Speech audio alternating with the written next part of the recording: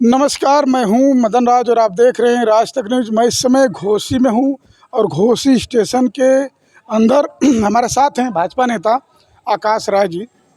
उनसे बात करेंगे कि भाजपा आखिर उत्तर प्रदेश में इतनी बुरी तरीक़ा से हारी क्यों। तो इसी के लिए हम लोग चर्चा करेंगे कि अक्सर टेलीविज़न में डिबेट करते दिखे जाते हैं। तो आकाश जी, राज तक न्यूज़ चैनल में आपका स्वागत है। जी, बहुत बहुत धन्यवाद और आपके सभी दर्शकों को मेरा सादर प्रणाम, अभिवादन, नमस्कार। तो आकाश जी, हमारा सवाल है कि आप लोग राम मंदिर बनाए, उसके बावजूद लोग नकार दिए, क्यों? नहीं, कहाँ किसने नकार दिया? नहीं, आज आप लोग देखिए, देश की जनता ने भारतीय जनता पार्टी को 240 सीटें जिताई है। एनडीए गठबंधन को 293 सीटें देख के देश में तीसरी बार नरेंद्र मोदी जी को प्रधानमंत्री बनाया है। हाँ, ये बात अलग है कि कुछ सीटें हमारी घटी है, लेकिन ये बात तो विरोधी कहें तो अच्छा लगता है कि नकार दिया। जनता ने कहीं नहीं नकारा है। जो पार्टियां इंडिया अलायंस में लगभग 2 दर्जन से अधिक पार्टियां थी, ये सारी पार्टियां मिलकर 240 सीटें भी नहीं जीत पाई। मतलब भाजपा जितना अकेली जीती है, उतनी ये सारा इंडिया अलायंस मिलकर नहीं जीत पाया है। तो जनता का स्नेह प्रेम तो हमारे प्रति फिर बढ़ा है, इसमें कोई संशय नहीं। देखिए, आप लोग 400 का नारा दिए थे। नहीं, निश्चित तौर पे 400 का नारा दिया था, इसमें कोई हर्ज नहीं है। और चुनाव में कभी आशा के अनुरूप सफलता मिलती है, कभी आशा के अनुरूप सफलता नहीं मिल पाती है। बावजूद इसके जो जनता का जनादेश है उसका सम्मान करते हैं हम, क्योंकि लोकतंत्र में जनता ही जनार्दन होती है और जनता का जो भी फैसला है वो सर आँखों पे है। और जनता ने तीसरी बार हमको इस देश की सेवा करने का अवसर दिया है, इसके लिए देश की जनता का बहुत बहुत धन्यवाद है। तो आकाश जी, हमारा सवाल है कि आप लोग अयोध्या हार गए, बोल रहे हैं कि राम भक्त तो असली हम हैं, जो जीता है वो बोल रहा है। नहीं, देखिए, जो अयोध्या से चुनाव जीते हैं, मैं उनको बधाई ज़रूर देना चाहूँगा, क्योंकि जिसको भी जनता ने चुन के भेजा है वो बधाई का पात्र है और जनता का काम करने का उन्होंने बीड़ा उठाना चाहिए 5 सालों तक। रही बात अयोध्या की, तो बार बार एक प्रोपागंडा पूरे देश में फैलाया जा रहा है कि ये कहा जाता है कि अयोध्या की सीट भाजपा हार गई। लेकिन सच्चाई ये है कि अयोध्या विधानसभा की सीट पे भारतीय जनता पार्टी 5000 वोटों से आगे थी। और जिस अयोध्या सीट के बारे में बात करते हैं, उस नाम की कोई सीट पूरे देश में नहीं है। फैज़ाबाद लोकसभा है और फैज़ाबाद लोकसभा में भारतीय जनता पार्टी हारी है, न कि अयोध्या में हारी है। अयोध्या विधानसभा जो फैज़ाबाद लोकसभा का पार्ट है, वहाँ पे अयोध्या की जनता ने भारतीय जनता पार्टी को जिता के भेजा है। तो अभी उपचुनाव होगा वहाँ पे, तो क्या राम भक्त तो इस बार साबित होंगे उपचुनाव में आप लोग? नहीं, राम भक्त साबित करने की किसी को कोई ज़रूरत नहीं है। राम की भक्ति और राम से प्रेरणा लेके ही भारतीय जनता पार्टी काम करती है, इसमें किसी को कोई संशय नहीं है। हम जब 2 सांसद वाली पार्टी थे तब भी हम राम की बात करते थे, और आज लगातार तीसरी बार हमने सत्ता बनाई है तब भी हम बात करते हैं। और राम मंदिर ही क्यों, हम काशी की भी बात करते हैं, मथुरा की भी बात करते हैं। एक तरफ वो लोग हैं जो नारा लगाते हैं कि न मथुरा न काशी, अब की अवधेश पासी, और एक तरफ वो है जो कहते हैं कि अयोध्या हुई हमारी है, अब काशी मथुरा की बारी है।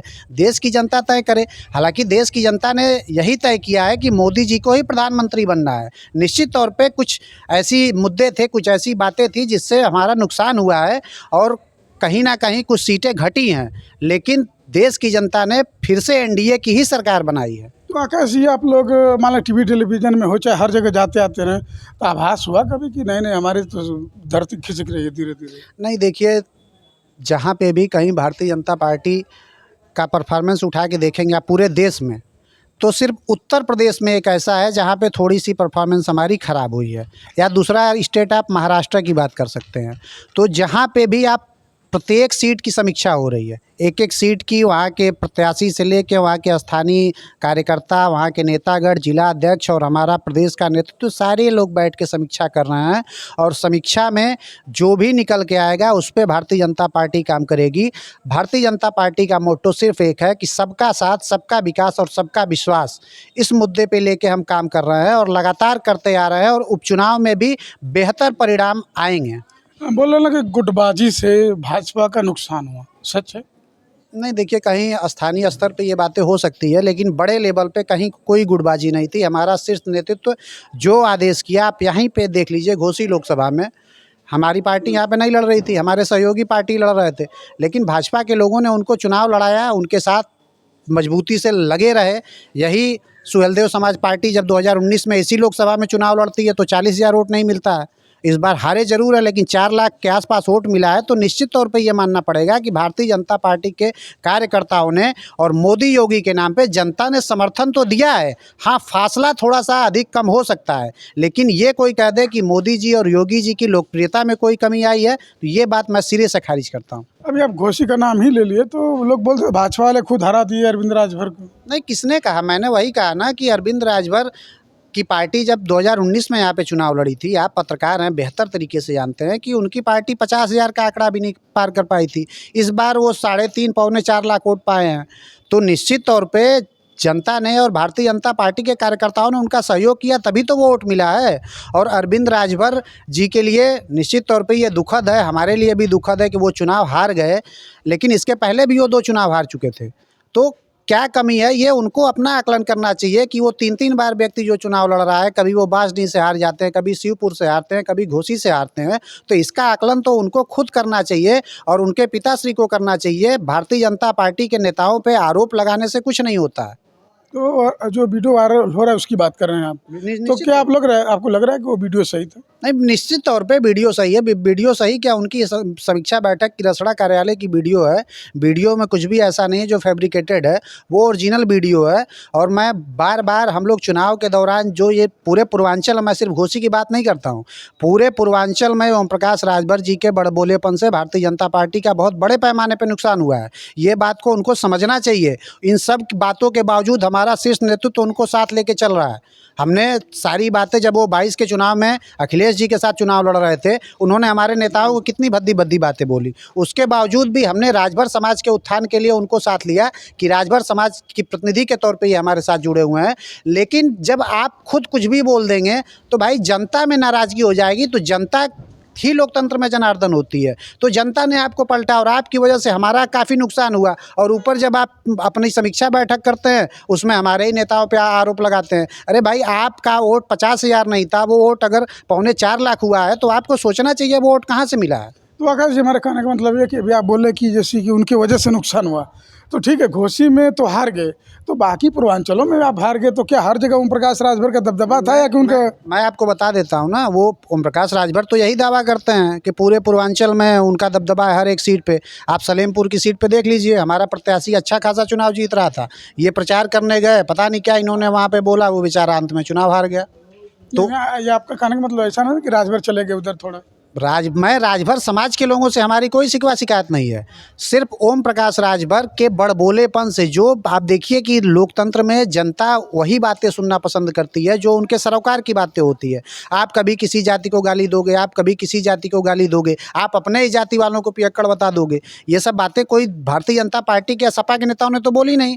उन्होंने अपने समाज के बारे में बोला, उन्होंने ठाकुर समाज के बारे में बोला। तो वोट जब लोग ही नाराज हो जाएंगे तो वोट कैसे देगा? ये तो भारतीय जनता पार्टी के कार्यकर्ताओं को उनको धन्यवाद देना चाहिए कि जो वो दूसरे नंबर पे यहाँ पे रहे। अगर भारतीय जनता पार्टी के लोग न रहे होते तो शायद वो, उनका पता ही नहीं चलता वो कहाँ पे चले जाते। यानी आप ये मान रहे हैं कि उनके अपने गाली की वजह से उनका पुत्र हारे अरविंद राजभर? सिर्फ और सिर्फ पूरे पूर्वांचल की मैं बात कर रहा हूँ। घोसी लोकसभा में उनके बड़बोलेपन का बड़े पैमाने पे भारतीय जनता पार्टी को नुकसान हुआ है, इसमें हम कोई संशय नहीं है। लेकिन हम लोग ये बातें पार्टी की समीक्षा बैठकों और फोरम पे करना चाहते हैं, लेकिन उन्होंने शुरुआत कर दी, उन्होंने हमारे शीर्ष नेताओं पे ही सवाल उठा दिए। तो सफाई थी अरविंद राजभर बोले कि एक कट पेस्ट वीडियो है। कट पेस्ट वीडियो अगर होती तो हम भी मानते, हम भी कहते कि कट पेस्ट वीडियो है, जिन्होंने कट पेस्ट किया उनको, उनके ऊपर मुकदमा कराया जाए। सारे चैनल वाले वीडियो चला रहे हैं, हर जगह वो वीडियो वायरल हो रही है। आपके पास तो कोर्ट के रास्ते खुले हुए हैं। अगर आपको लगता है कि आपकी छवि खराब की जा रही है तो आपको कोर्ट में जाना चाहिए ना। इस प्रकार से सिर्फ आके एक बार आप वही बात बोल दें, फिर कहें कि हमने नहीं बोला है, इससे कहीं ना कहीं नुकसान होता है और सबका नुकसान होता है। यहाँ पे राजनीति भारतीय जनता पार्टी जब करती है तो सामूहिक राजनीति की बात करती है। हम किसी जाति के लिए किसी को गाली दें, किसी को साथ लेके चलें, ऐसा नहीं है। वो राजभर समाज के लोगों, चौहान समाज के लोगों, अगड़े हों, पिछड़े हों, दलित हों, सबको कैसे साथ लेके चला जाए, ये प्रधानमंत्री जी ने सिखाया है और उसी रास्ते पे भारतीय जनता पार्टी चल रही है। और यही कारण है कि तीसरी बार 240 से अधिक सीटें लेके भारतीय जनता पार्टी की सरकार बनी। अभी एक सवाल किया कैसे कि ओम प्रकाश राजभर की बोले से वजह से लोग कटे हैं, तो घोसी में लोग उनको वोट नहीं दिए, बाकी गाजीपुर हुआ, बलिया हुआ, रसड़ा हुआ, हर जगह यही हाल हो गया। तो क्या ओम प्रकाश राजभर से इतनी नफरत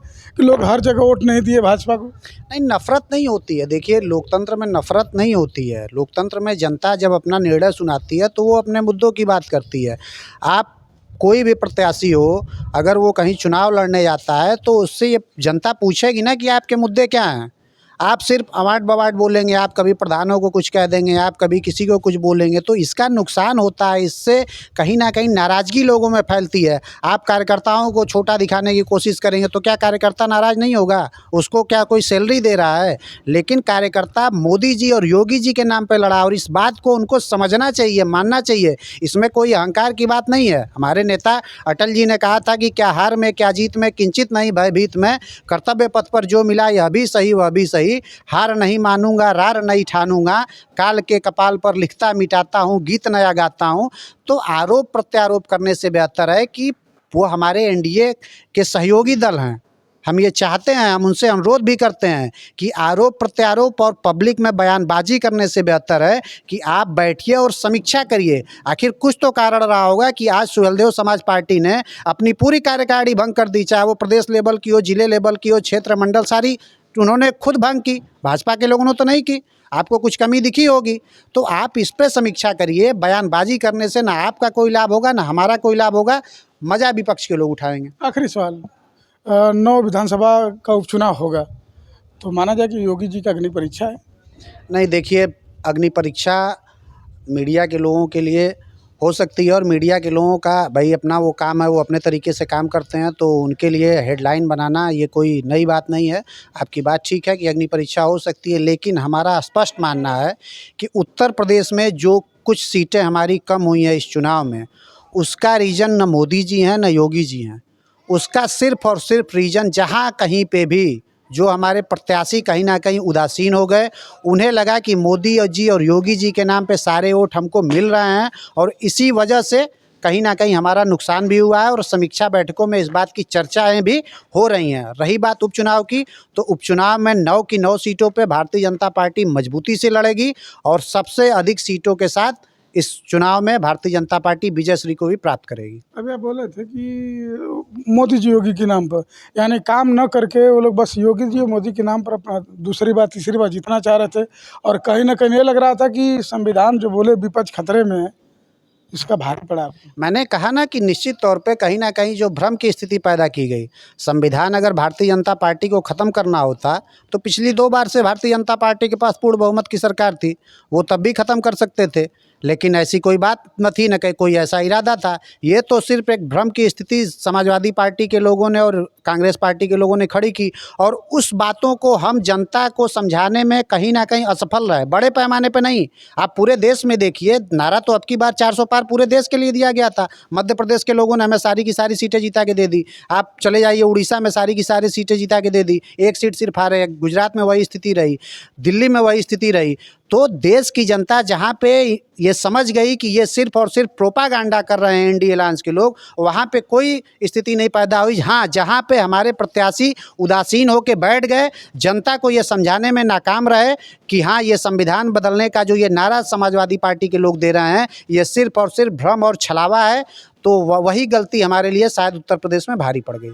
ठीक है, चैनल को समय दे इसके लिए बहुत बहुत धन्यवाद। बहुत बहुत धन्यवाद आपका भी। ये थे आकाश राय जी। बता दें कि हम लोग घोसी में मौजूद हैं इस समय, और टीवी डिबेट में अक्सर आते हैं। उनका कहना है कि ओम प्रकाश राजभर अपने करतूतों की वजह से, अपनी बातों की वजह से यहाँ की सीट गंवा बैठे। तो आपकी क्या राय है कमेंट बॉक्स में जरूर लिखिए। ऐसी खबरों के लिए राज तक न्यूज़ चैनल देखते रहिए।